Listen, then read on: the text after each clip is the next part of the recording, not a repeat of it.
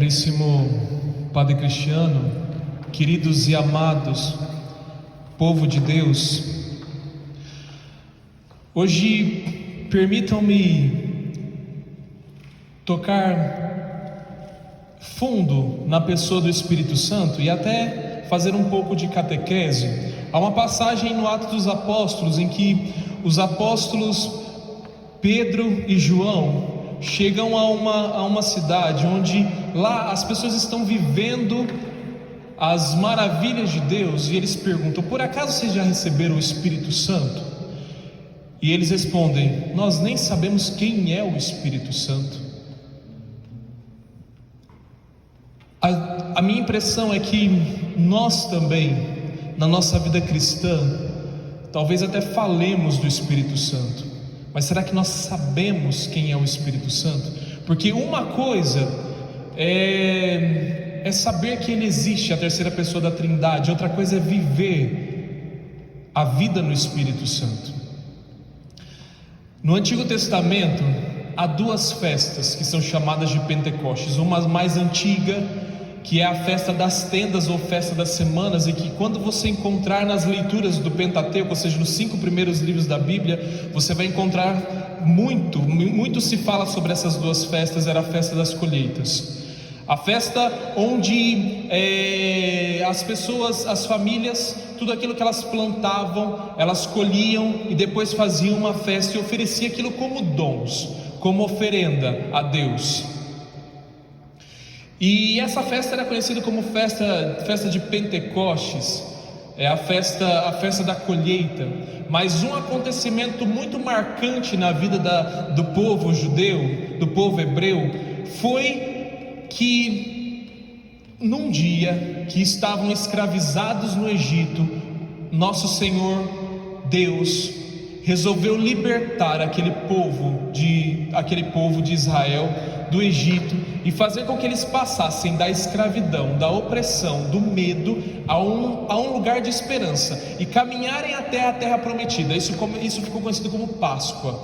E 50 dias após a libertação desse povo, a passagem desse povo da opressão para a liberdade, 50 dias depois, Deus chama Moisés no Monte Sinai e diz para ele assim: receba essa lei, dá a ele os 10 mandamentos, para que aqueles mandamentos orientassem aquele povo. 50 dias depois, e porque aconteceu 50 dias depois, então a festa de Pentecostes passou a ser da festa das colheitas a ser então a festa em que Deus deu a lei para aquele povo viver.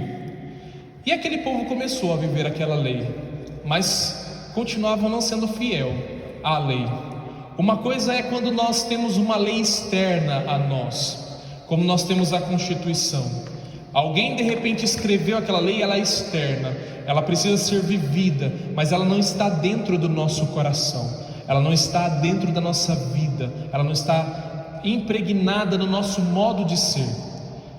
Então, depois que Jesus Cristo vem à terra, cumpre a sua missão, morre, ressuscita, faz também a sua Páscoa e nos passa da morte para a vida, faz essa passagem do mesmo jeito. Então a morte e ressurreição de Cristo é conhecido como Páscoa. E 50 dias após, diz os evangelistas, principalmente Lucas, no seu evangelho, nos Atos dos Apóstolos, e também Marcos e Mateus, o que é um pouco diferente do evangelho que nós lemos hoje, que é o evangelho de João, em que o próprio Jesus Cristo sopra sobre eles o Espírito Santo, estando fechados e com medo.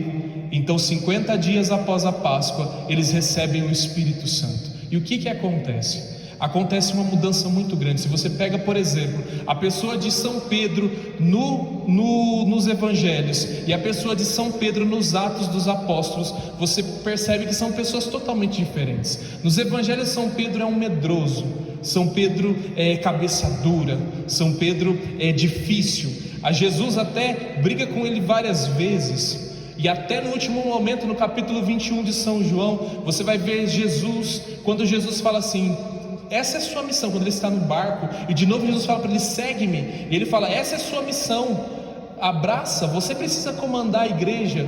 E ele olha para João e diz assim: mas e ele? E Jesus, como sempre, ele é muito delicado, ele diz assim: que te importa a vida dele?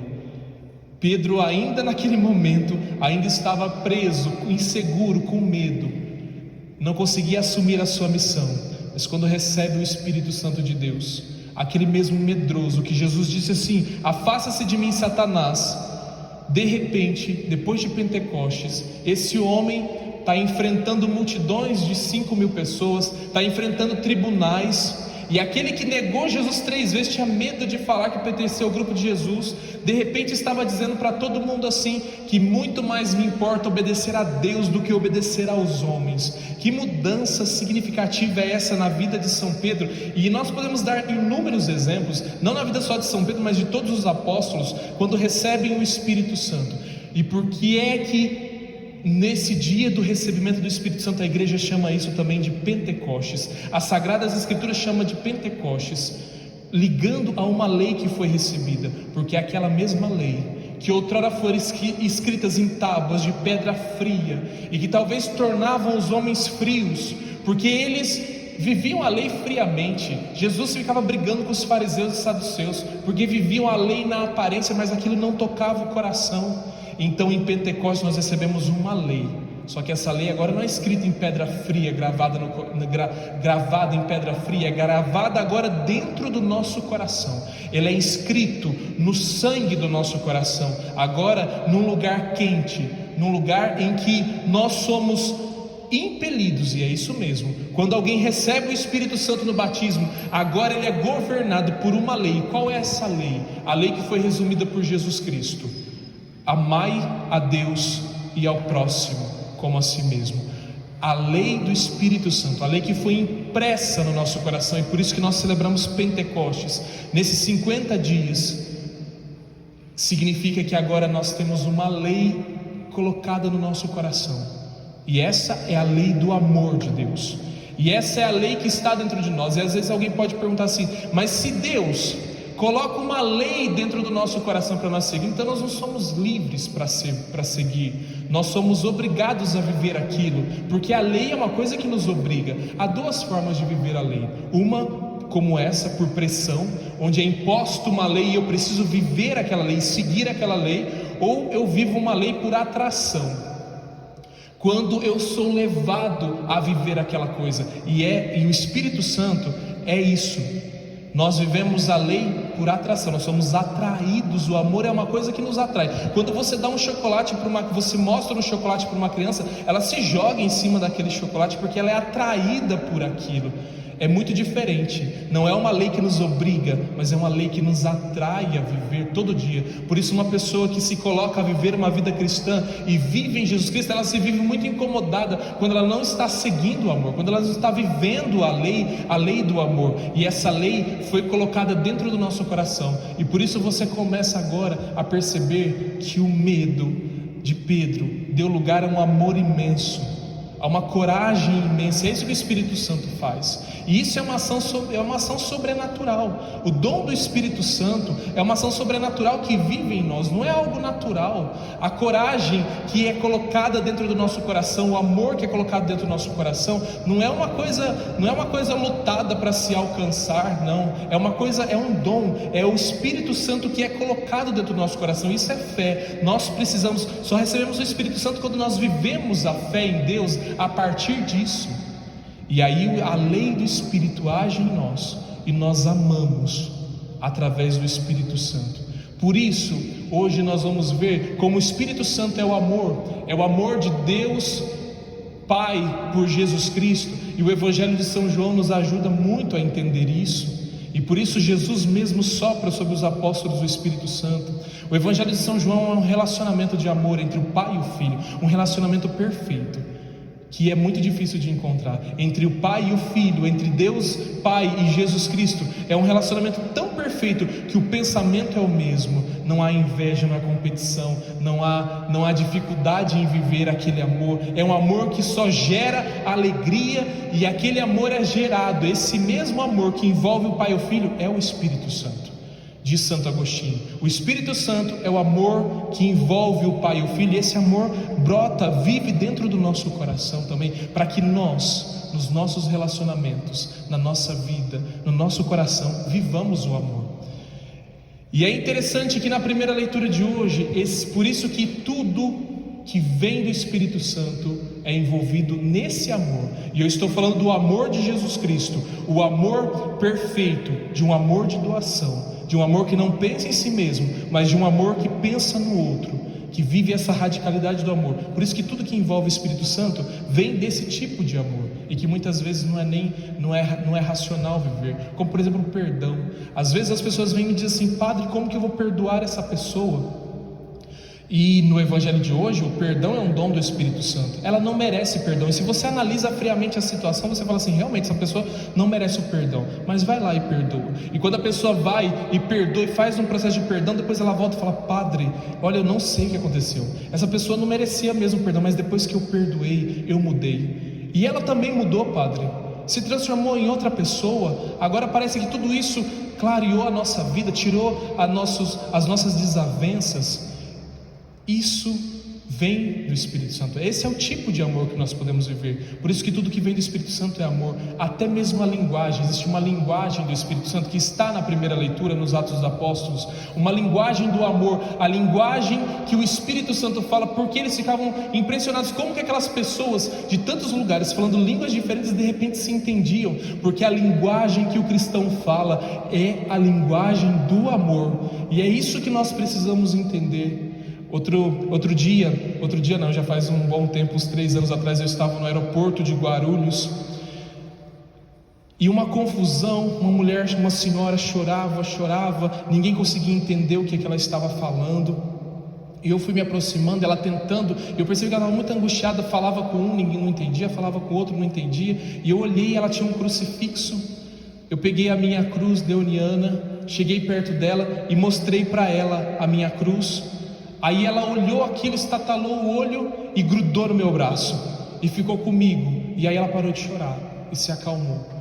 E eu também não entendia nada do que ela falava, não estava entendendo nada. Eu acho que é uma coisa, até hoje eu não sei que língua é aquela que ela falava. Me parecia uma coisa muito parecida com o alemão, mas não era bem um alemão, acho que era um dialeto. Talvez seja alguma coisa, um holandês, um ucraniano, não sei o que ela estava falando. Mas ela grudou no meu braço e ficou ali e parou. E eu pensei: meu Deus, e agora o que eu vou fazer com essa mulher? Mas ela tinha entendido a linguagem do amor. Ela tinha entendido que eu era cristão e que ela também era cristã e que em mim ela podia confiar. Então ela segurou no meu braço e ficou. E aí nós começamos a trocar gestos e sinais, enfim.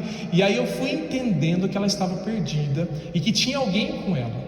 E eu não sabia quem era, mas tinha alguém com ela que estava perdido. Então eu levei ela até o lugar. E aí conversei, eu falei assim: olha, tem uma pessoa que está perdida e que está com essa senhora, expliquei. E aí anunciaram, e de repente depois apareceu a filha dela. E aí quando ela foi me agradecer, ela pegou o crucifixo dela e me deu o crucifixo dela. E por isso que as pessoas não conseguiam entender o que eles estavam falando em outras línguas, e aquelas que estavam falando não conseguiam entender. Essa é a linguagem do amor. O Espírito Santo é uma linguagem que nos une numa mesma linguagem, no mesmo sentimento. Como diz a segunda leitura de hoje, é o dom da unidade. Também a unidade é um aspecto do amor. Nós somos unidos porque nós falamos a mesma linguagem. Então nós somos todos um no Espírito Santo de Deus. É o mesmo Espírito que rege todas as coisas. Quando nós não nos colocamos num Espírito só, como diz São Paulo, que nos rege, que governa a nossa vida, nós nos tornamos orientados por outros tipos de espíritos, e espíritos ruins que governam a nossa vida, espíritos de discórdia, de desunião. Como às vezes é difícil, a gente olha um casal, você acha tão bonito quando um casal está unido na mesma linguagem, quando eles falam a mesma linguagem, comungam até da mesma agenda, como ontem um casal dizia para nós. Mas é tão ruim quando tem um casal conversando e um está desautorizando o outro na frente do outro. Fala baixo, fica quieto, não sei o que. Que espírito anima vocês? Uma vez um bispo estava pregando e dizia assim: que espírito anima vocês? Animais, povo de Deus. Chamou o povo de animal, né? Mas tudo bem. Mas estava dizendo para o povo que eles precisavam se animar nessa mesma situação, nesse mesmo Espírito de Deus que nos une. Então o Espírito Santo, além de falar em nós essa mesma linguagem do amor, coloca em nós a vivência desse amor. e nos faz unirmos num só coração e num mesmo amor. E é esse o diferencial dos cristãos. Por isso que nos Atos dos Apóstolos, as pessoas de fora olhavam para os cristãos e falavam assim: vede como eles se amam. Aquilo para eles era uma coisa fantástica, fenomenal. Vede como eles se amam. A linguagem do Espírito é a linguagem do amor. Por isso nós precisamos sempre falar essa mesma linguagem que é o amor. Quando nós, no contrário da linguagem do Espírito, é a linguagem de Babel, a torre de Babel, é a linguagem daqueles que estão dispersos, lutando cada um por si e Deus por todos, como diz o ditado popular. Só que vão construindo um mundo que de repente é destruído. Babel desaba e a dispersão acontece. Os cristãos não lutam para construir ao seu bel prazer, as suas vontades, o seu querer, não. Os cristãos são atraídos pelo poder e pela força do Espírito Santo e vivem a linguagem desse amor. Onde você estiver hoje, vamos suplicar o Espírito Santo de Deus. Nós vamos cantar uma música pedindo o Espírito Santo. E aí na sua casa, você que está aqui na igreja, o Espírito Santo é um dom sobrenatural de Deus. E Deus, Ele preserva a nossa liberdade, o nosso jeito de ser. Por isso, para que o Espírito Santo atue em nós, Ele só atua através da lei da atração. Nós somos atraídos. Se você se sente atraído, peça ao Espírito Santo, e aí sim Ele vai agir no seu coração. Se você não pedir, Deus respeita a sua liberdade e deixa você ser governado por qualquer espírito que você dê espaço na sua vida. Até espírito do maligno pode te acompanhar. Peçamos o Espírito Santo de Deus para que nós vivamos como os apóstolos, inebriados dessa luz, inebriados desse Espírito Santo. Vem Espírito Santo, vem sobre nós, sobre a nossa família, sobre a nossa vida, que nós consigamos falar a linguagem do amor. Vem Espírito, sopra sobre nós, Espírito de Deus, sopra sobre nós, sobre a nossa vida, a tua força, o teu dom.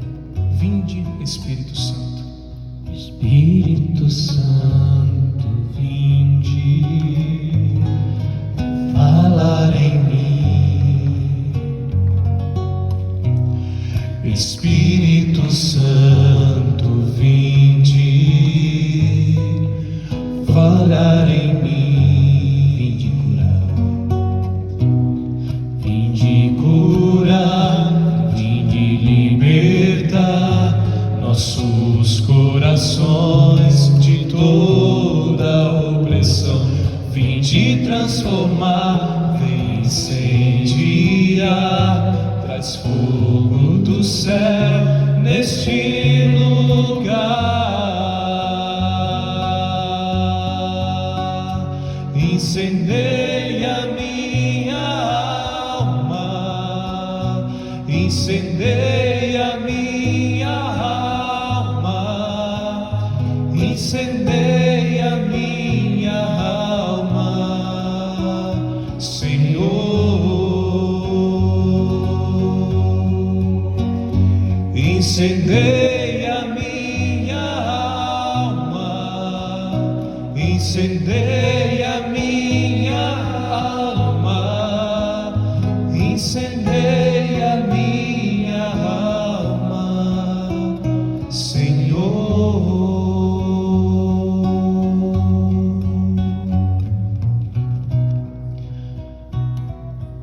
Crendo com a igreja